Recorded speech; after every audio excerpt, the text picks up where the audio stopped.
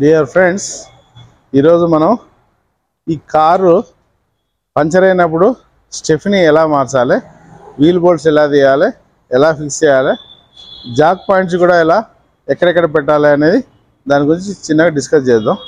అయితే ఈ సబ్జెక్టు అందరికీ తెలిసే ఉంటుంది.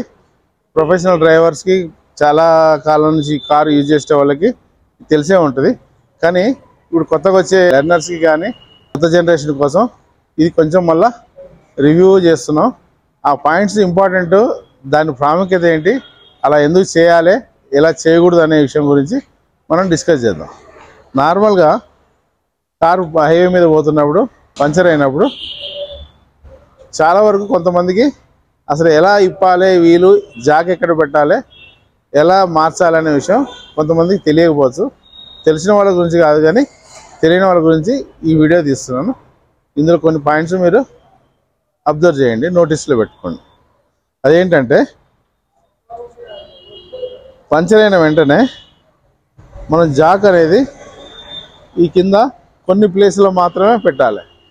అవి ఏ ప్లేస్లో పెట్టాలి, ఏ ప్లేస్లో పెట్టకూడదు అనేది నేను ఇప్పుడు వివరిస్తాను. నార్మల్గా ఇక్కడ ఈ పాయింట్లో ఈ డోర్ ఉందనుకోండి, ఈ డోర్కి 5 ఇంచుల మందంలో ఈ పాయింట్లో మీరు జాగ్ పెట్టాలి.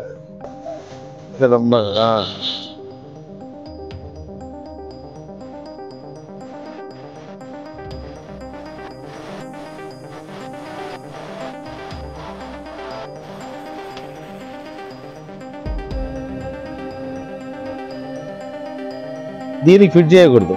ఈ రన్నింగ్ బోర్డు ప్లాస్టిక్తో తయారు చేయబడ్డది. ఈ ప్లాస్టిక్ రన్నింగ్ బోర్డు మీద మీరు జాగ్ పెట్టినట్టయితే ఇది డ్యామేజ్ అవుతుంది. ఇది కాస్ట్లీ పార్ట్, ప్లస్ అవైలబుల్ ఉండదు, ప్లస్ మీకు జాగ్ పెడితే వెహికల్ లిఫ్ట్ చేసేంత స్ట్రెంత్ దీంట్లో ఉండదు, మీకు మళ్ళీ డ్యామేజ్ అవుతుంది. అందుకోసమే కరెక్ట్ పొజిషన్లో మాత్రమే జాగ్ పెట్టాలి. ఇది ప్లాస్టిక్ ఐటమ్ కాబట్టి దీనికి మాత్రం మీరు పెట్టకూడదు. దీనికి ఇక్కడ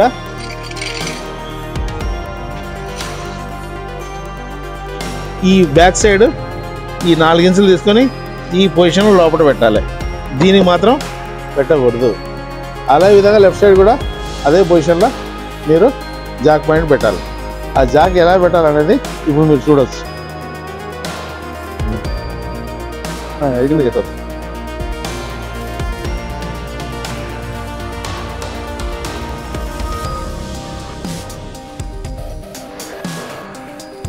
ఇప్పుడు ఈ జాక్ పాయింట్ ఇక్కడ నుంచి మీరు ఎంతో కొంత లోపల పెట్టాలి. ఆ పాయింట్ మీకు చూపించడం జరిగింది. ఎందుకు ఇక్కడ పెట్టకూడదు అంటే, ఇది ప్లాస్టిక్ ఐటమ్. ఈ వెహికల్ డిజైన్ బట్టి, మోడల్ని బట్టి ఈ పార్ట్లు ఫుట్ బోర్డు మారుతూ ఉంటాయి. అందుకోసమే దీనికి పెట్టినట్టయితే మీ వెహికల్ ఆగదు, లిఫ్ట్ కాదు, ప్లస్ ఇది డ్యామేజ్ కూడా అవుతుంది. ఈ డ్యామేజ్ అయితే దీన్ని మార్చడం కూడా కష్టం. అందుకే మీరు పొజిషన్ మాత్రం చాలా కేర్ తీసుకొని లోపల పెట్టాలి. లోపల పెట్టి ఈ జాకు లిఫ్ట్ చేయాలి, డౌన్ చేయాలి. ఇది ముఖ్యమైన విషయం, తప్పకుండా గుర్తుపెట్టుకోవాలి. ఈ పొజిషన్లో మాత్రం దీనికి మాత్రం అసలు పెట్టొద్దు.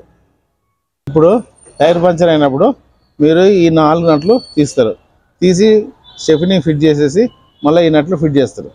కానీ ఇందులో రెండో ముఖ్యమైన విషయం గురించి నేను డిస్కస్ చేస్తున్నా. ఈ నట్లో 2 పొజిషన్స్ ఉంటాయండి. 2 పొజిషన్ అంటే ఇది కోన్ షేప్ ఉంటుంది, ఇది ఫ్లాట్ ఉంటుంది. మీరు ఎప్పుడు ఈ కోన్ షేప్ ఉన్నది మాత్రమే లోపలికి పెట్టాలి ఇలా. కానీ మీరు పొరపాటున ఇలా ఫ్లాట్ ఉన్నది ఈ లోపలికి పెట్టకూడదు. ఇలా పెట్టినట్టయితే మీకు టైరు బ్యాలెన్సింగ్, అలైన్మెంటు 2 డిస్టర్బ్ అవుతాయి. ఆ బేరింగ్ కూడా పోయే అవకాశం ఉంటుంది. ఇది టోటల్గా వెహికల్ మూమెంట్ అనేది డ్యామేజ్ అవుతుంది. అందుకోసమే ఈ చిన్న మిస్టేక్ మాత్రం మీరు ఎప్పుడు చేయొద్దు.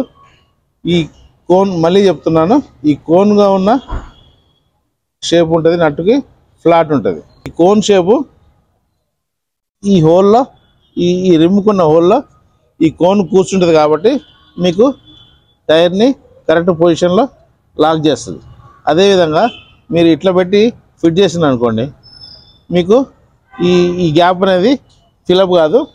అప్పుడు ఈ టైర్ కూడా డ్యామేజ్ అయ్యింది, అలైన్మెంట్ డిస్టర్బ్ అయ్యింది, బ్యాలెన్సింగ్ కూడా డిస్టర్బ్ అయ్యింది. టోటల్గా మీరు చేసే ఈ చిన్న మిస్టేక్కి టైర్ కూడా మొత్తం డ్యామేజ్ అయ్యే అవకాశం ఉన్నది. అందుకోసం ఇలా నడపడం కూడా, ఇలా నట్టు మార్చి నడపడం కూడా 100 స్పీడ్ కానీ 80 స్పీడ్ కానీ హై స్పీడ్ పోవడం కూడా సేఫ్ కాదు. అందుకోసం ఈ ఇంపార్టెంట్ విషయం, ఈ చిన్న విషయాన్ని మీరు తప్పకుండా గుర్తుపెట్టుకుంటారని నేను ఆశిస్తున్నాను.